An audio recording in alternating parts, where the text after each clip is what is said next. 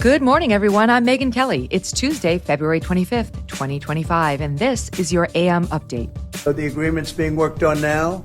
They're very close to a final deal. Despite some tension between Presidents Trump and Zelensky, the U.S. and Ukraine are close to signing an agreement. As the U.S. prepares to make a significant financial investment into Ukraine, European leaders step up to provide security assurances.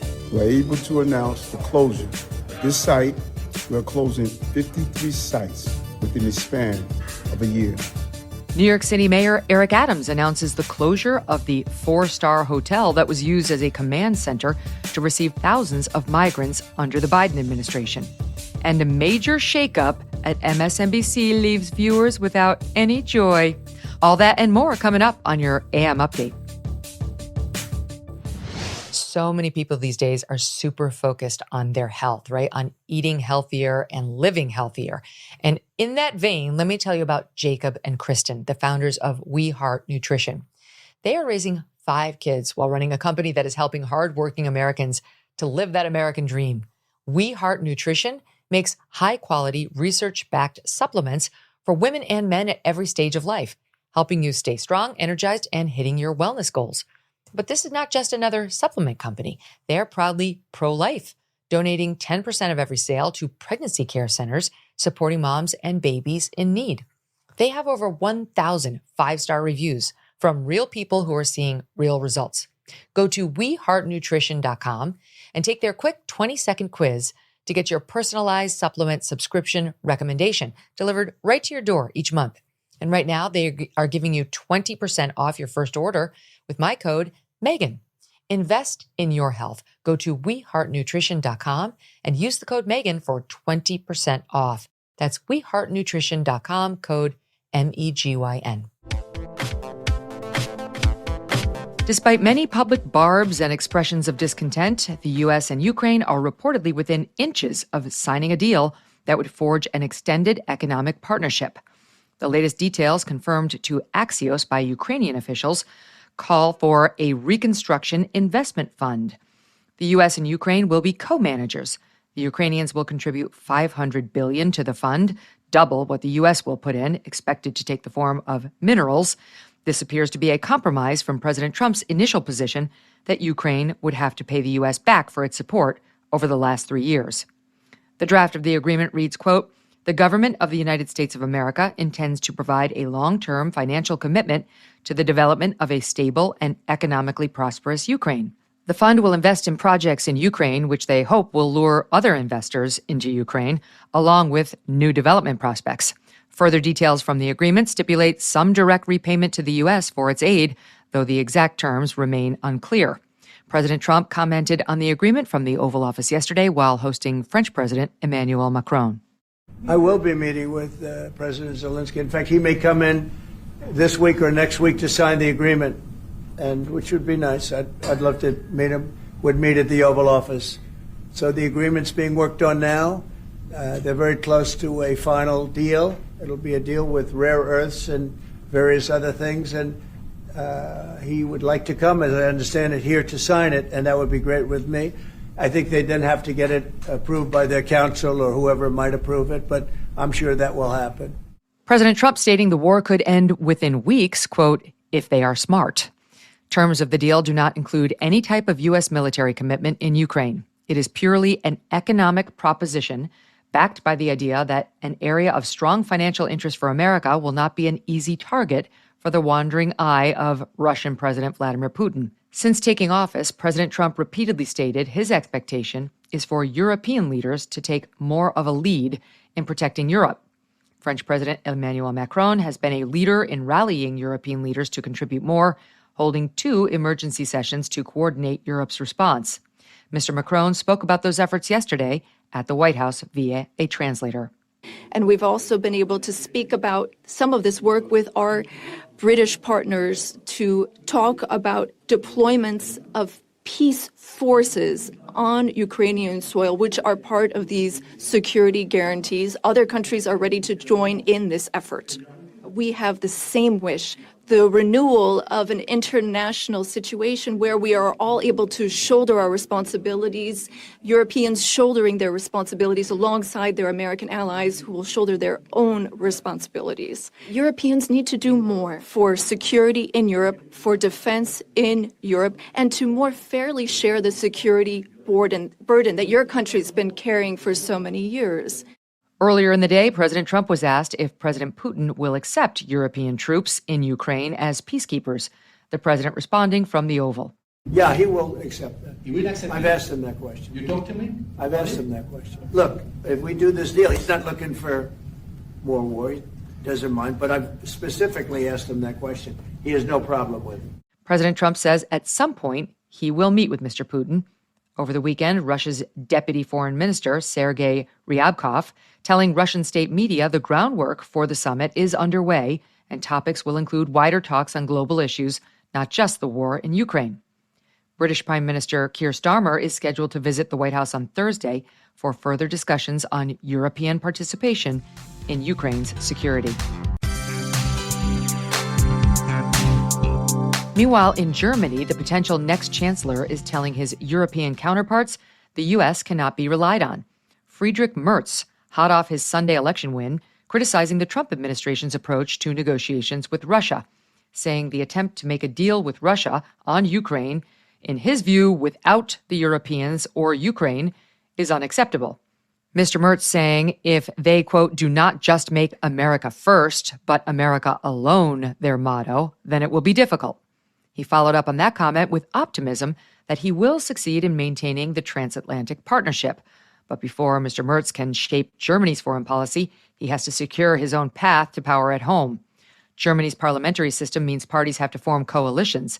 Merz's center-right coalition secured just 29% of the seats. In second place, the AfD, the Alternative for Germany party. They won about 21% of the seats. The conservative government, voted for by about half of the German population, will likely not come to fruition, however. Historian Victor Davis Hanson explained further on the Megyn Kelly Show yesterday. Constructive criticism, it says we want you to live up to your Western obligations to ensure free speech. And it's going to make it much worse because if you took the AfD's vote and Merz's vote, it's about 51% of the people, and they should have a conservative government. Yes. But he's going to reach out to the Green Party and the Social Democrats, and there's not going to be a conservative voice in Germany, and that's going to make people even angrier after they feel they voted for a conservative majority.